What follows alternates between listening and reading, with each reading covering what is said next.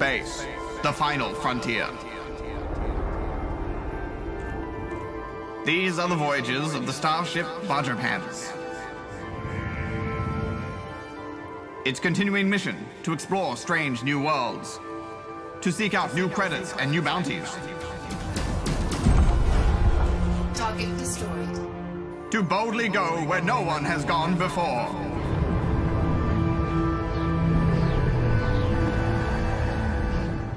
Yes, welcome to Elite Dangerous, a space simulator that sets you loose in a mind-boggling recreation of our Milky Way galaxy. Pew pew! Approximately 150,000 star systems here have been designed based on real available scientific data, while the remaining 400 billion or so star systems humanity has yet to discover are procedurally generated based on models for how star systems form.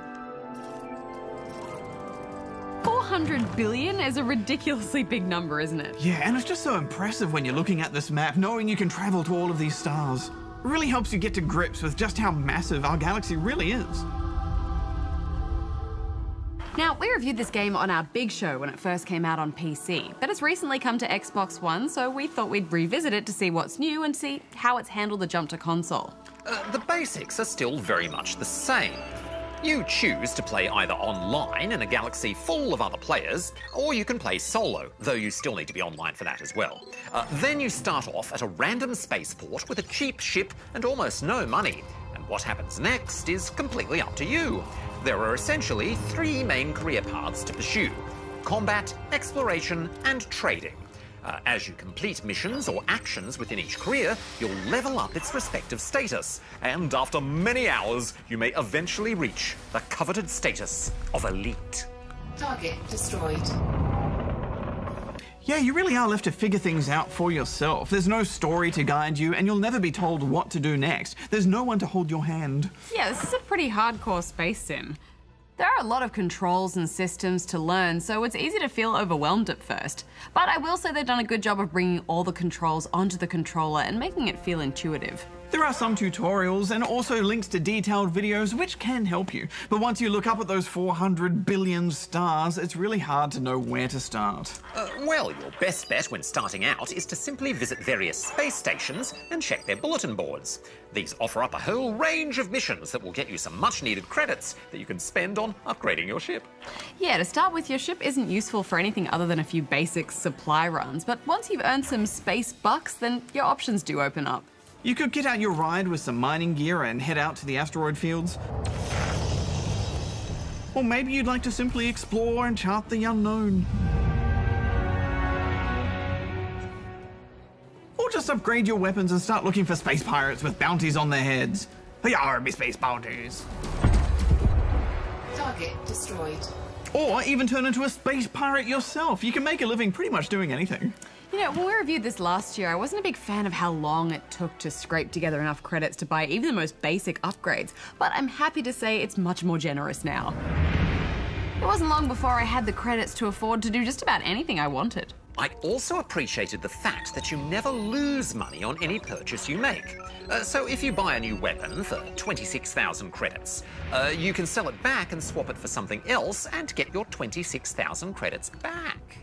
Yeah, it means you can try out new gear and new careers and never feel like you're being punished for buying anything. Every credit you earn stays yours. Unless you blow up and then have to pay for the insurance. Which does happen. Under attack. Eject. Eject. In terms of other additions, there's also a new CQC arena, which pits pilots against each other in pure combat. Here, you don't bring your own ship from the main game and instead use pre-built ships. And as you play, you'll level up and unlock new weapons and ships to use in the arena. And you'll also earn credits that go back into your main career. It's a good place to start your elite journey too, because you get a quick fix of action and a jump start to your career out in the galaxy. The combat is a lot of fun too. Some of the more powerful weapons are really satisfying to use. Target destroyed. And juggling power between your various systems and trying to outmaneuver your foes always gets the heart racing. Shield online. I did struggle to find matches on Xbox though, which means the player population probably isn't that high, and that's a bit of a shame. We should also point out that there's also a big new expansion landing before the end of the year, which will bring with it the ability to land on rocky planets and drive around in a buggy, amongst other additions. That space buggy does look fun, Hex, and apparently they're adding a first-person mode and atmosphere to the planet so you go and explore them.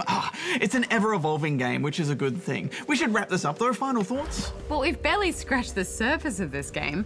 It's so unbelievably vast that you could spend your whole life exploring it and you'd still have barely even seen the smallest fraction of it.